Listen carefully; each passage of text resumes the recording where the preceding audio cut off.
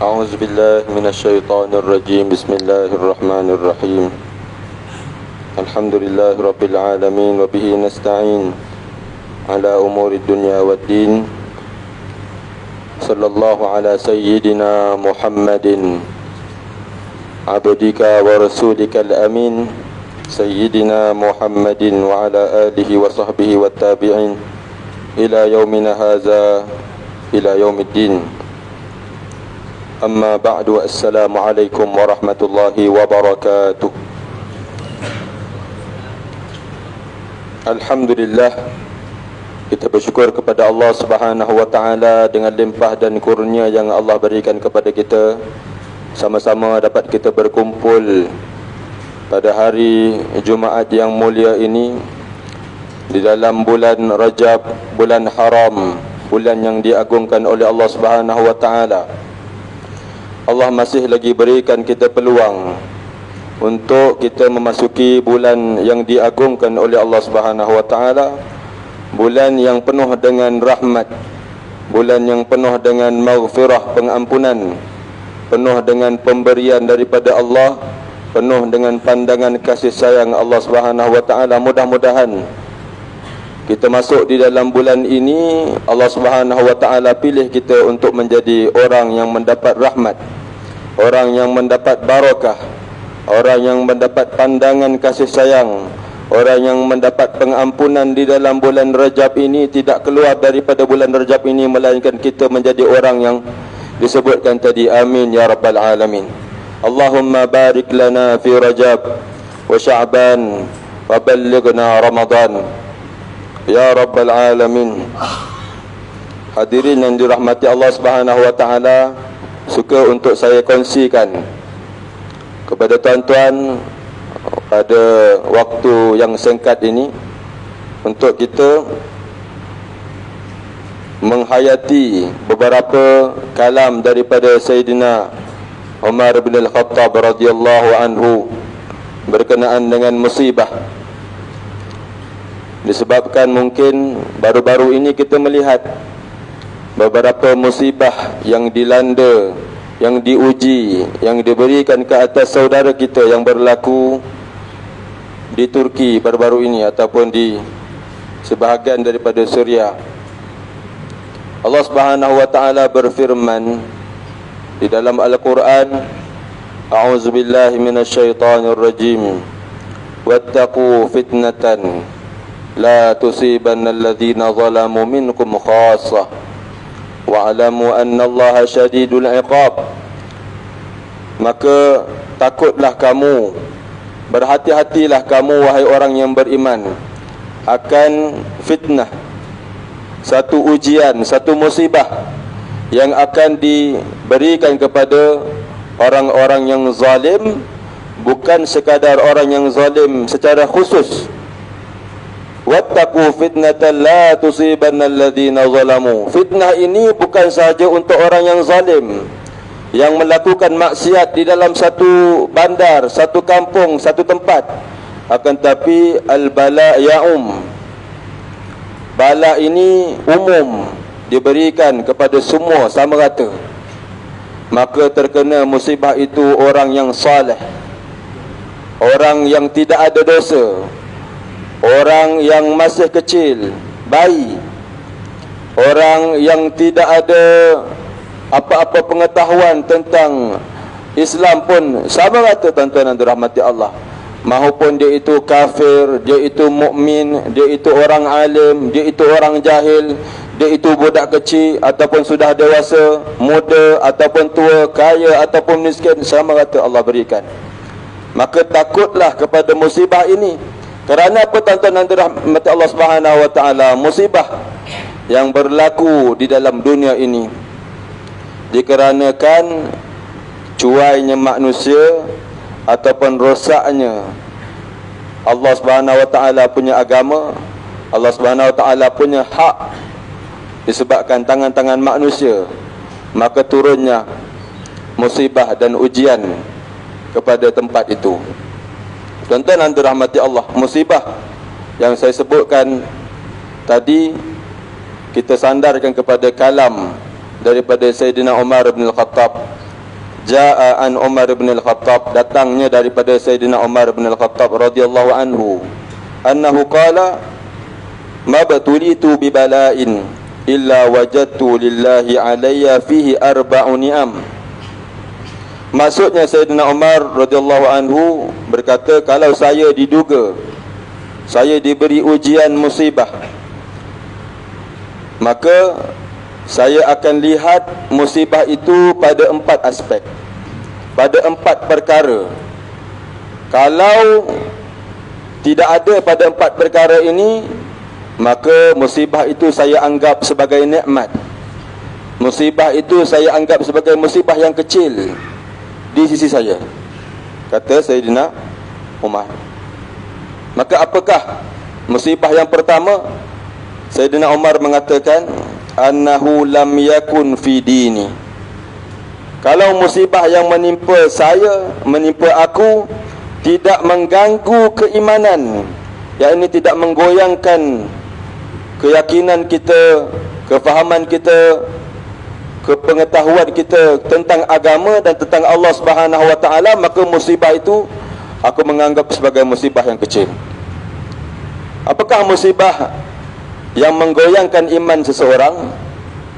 Di antaranya adalah satu kekeliruan yang timbul disebabkan kefahaman, penggangguan dalam kefahaman dan ideologi, sehingga dalam kecelaruan memahami ataupun kecelaruan di dalam pemahaman seseorang, timbul keraguan kepada agama, timbul keraguan kepada Allah Subhanahu wa taala, timbul keraguan kepada hukum hakam dalam Islam.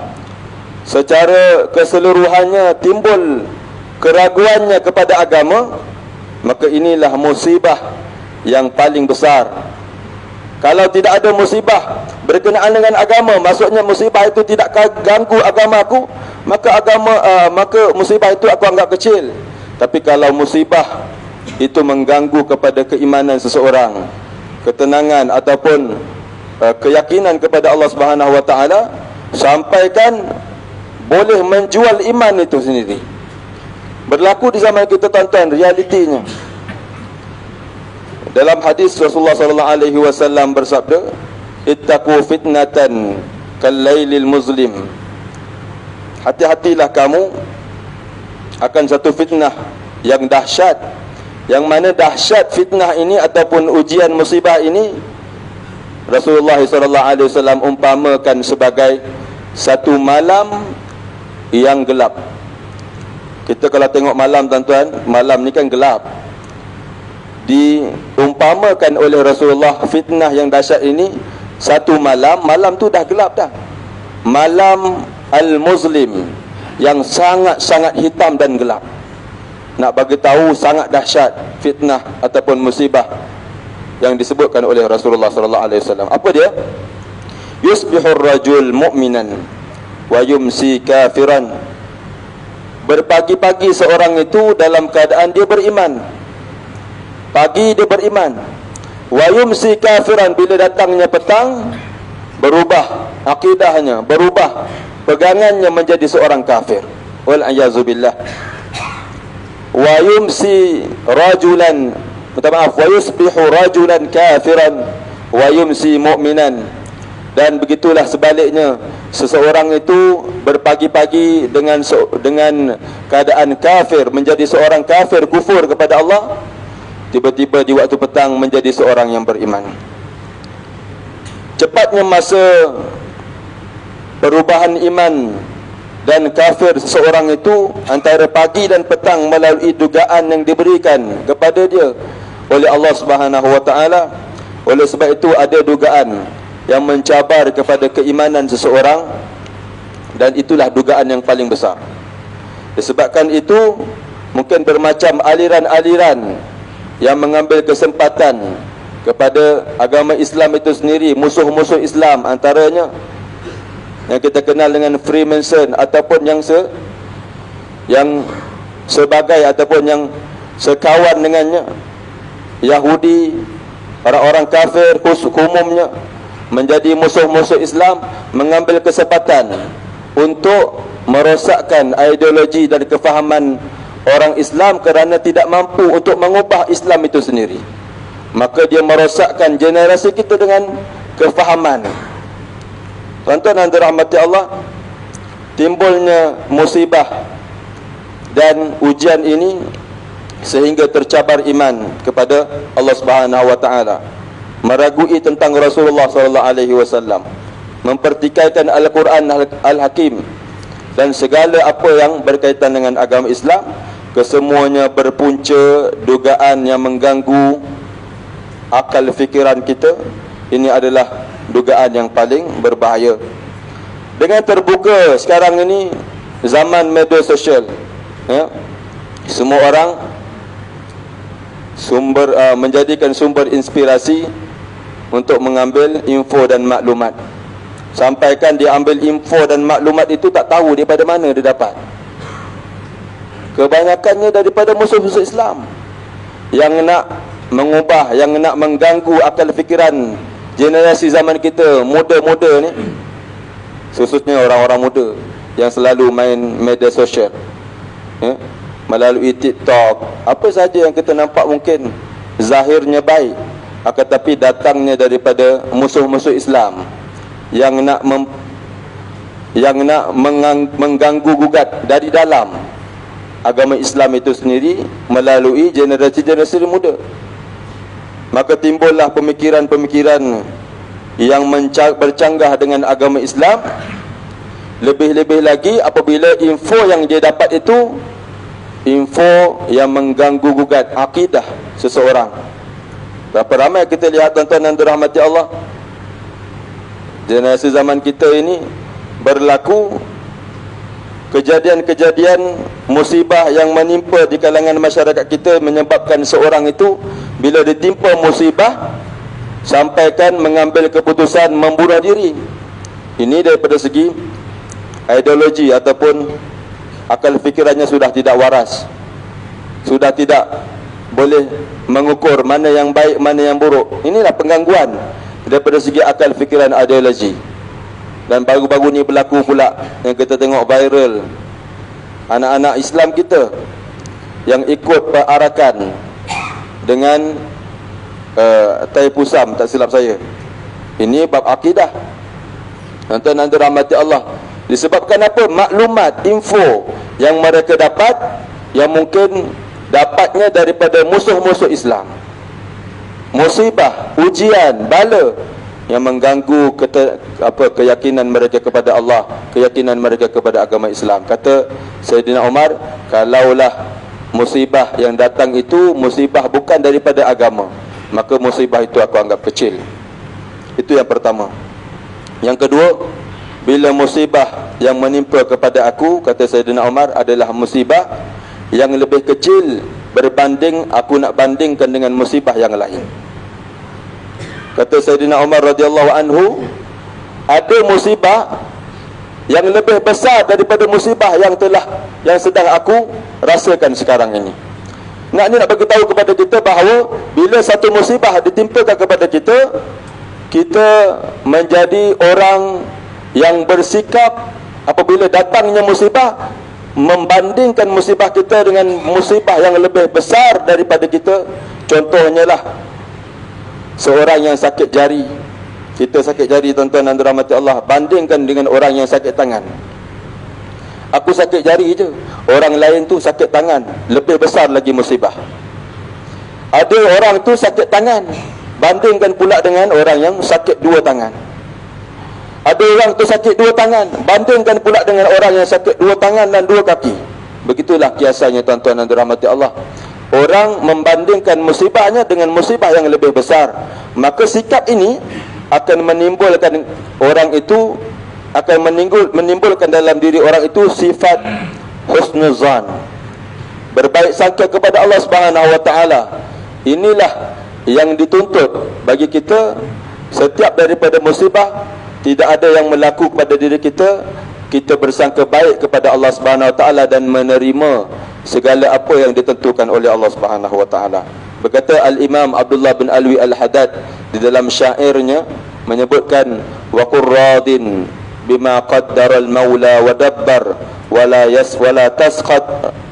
tasqat qadallah rabbul arsyil akbar.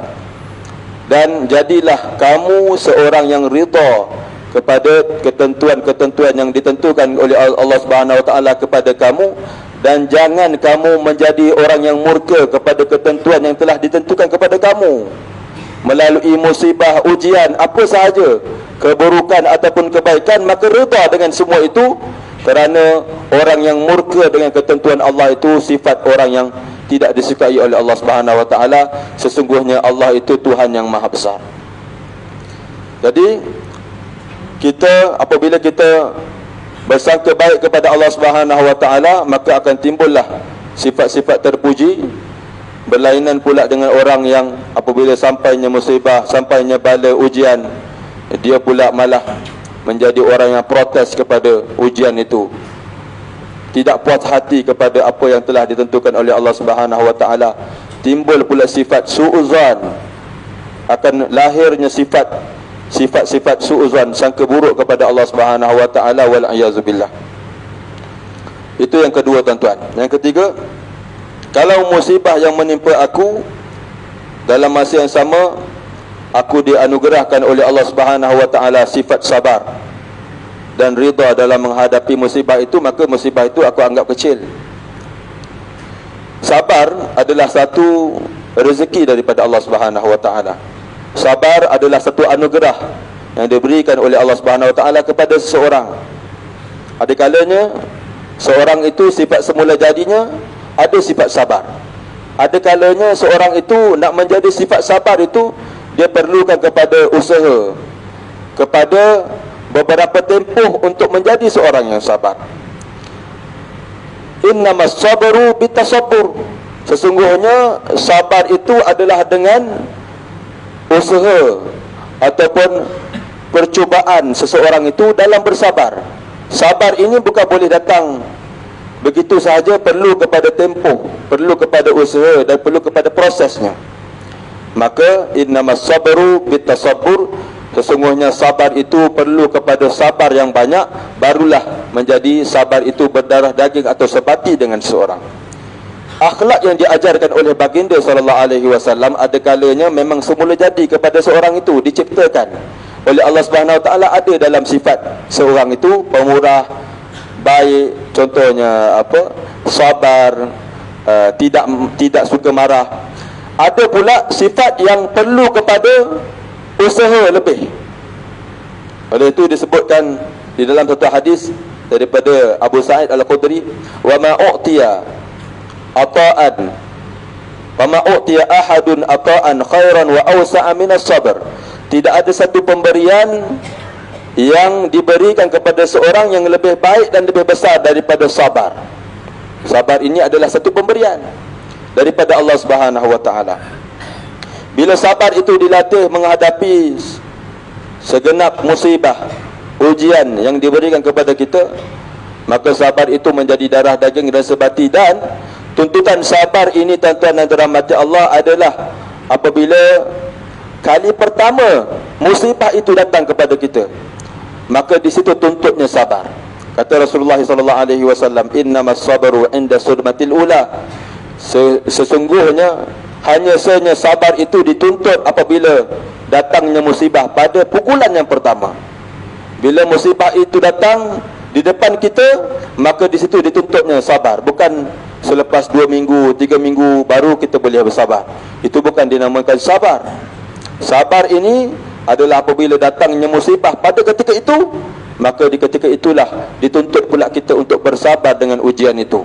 Apa sahaja musibah, maupun yang kecil dan yang besar, semuanya kita kena tetapkan diri kita dengan kesabaran. Di dalam hadis Rasulullah SAW menyebutkan tentang 2 sifat yang mana hamba berlatih, seorang hamba itu berlatih dengan 2 sifat ini. Kemudian di akhir berlatihnya mereka itu, Allah Subhanahu Wa Taala menuliskan mereka dengan sifat yang mereka latih. Rasulullah SAW mengatakan, iyyakum wal kadzib, hati-hati kamu daripada perbuatan menipu. fa innal kadhiba yahdi ilal fujur, kerana penipuan ataupun sifat menipu itu akan membawa kepada keburukan.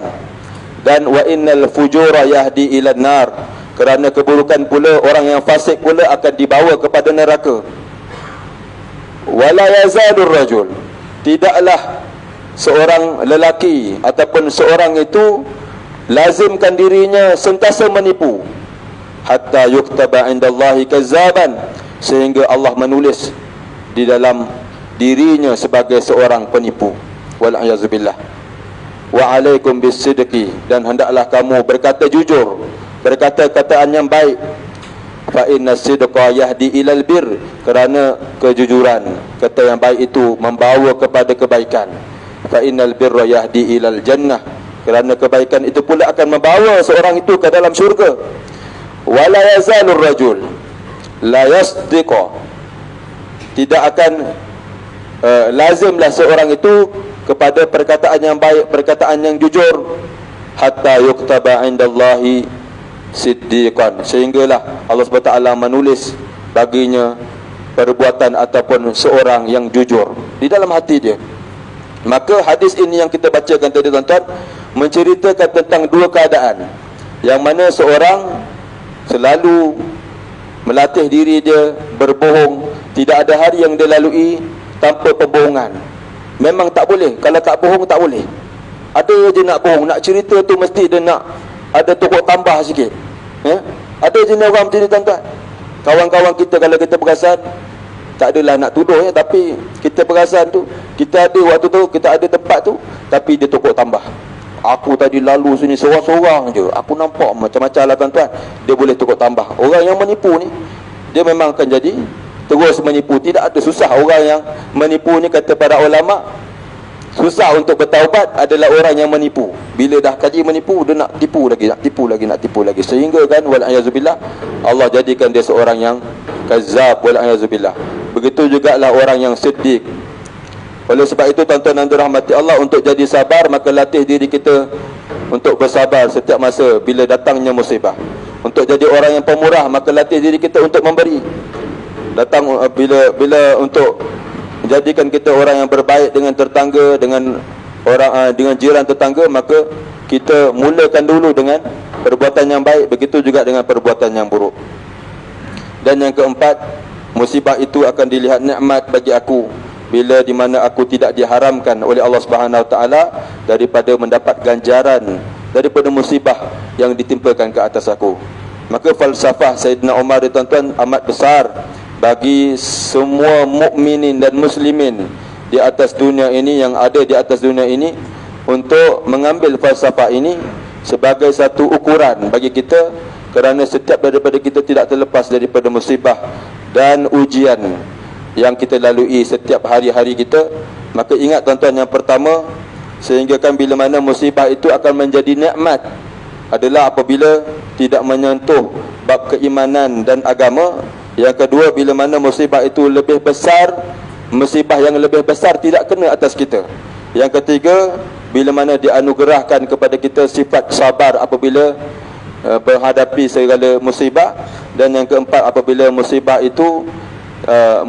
itu tidak diharamkan ganjarannya oleh Allah Subhanahu Wa Taala kepada kita, maka musibah itulah sebagai satu nikmat, kata Sayyidina Umar bin Khattab radhiyallahu anhu. Dan saya rasa cukup sekadar itu saja perkongsian saya pada tengah hari ini. Mudah-mudahan apa yang kita dengar dan yang kita ambil daripada pengajaran kalam Sayyidina Umar bin Khattab dapat kita amalkan dan kita sampaikan kepada orang yang tidak ada dalam majlis ini. Mudah-mudahan duduknya kita di dalam rumah Allah Subhanahu Wa Taala, kita mohon Allah Subhanahu Wa Taala buka segala pintu kebaikan untuk kita, tutupkan segala pintu kejahatan untuk kita, jadikan kita orang-orang yang baik, tunjukkan kita jalan yang benar, jauhkan kita jalan-jalan yang buruk. Wallahu taala alam. Yang baik datang daripada Allah, yang buruk itu datang daripada diri saya. Wassalamualaikum warahmatullahi wabarakatuh.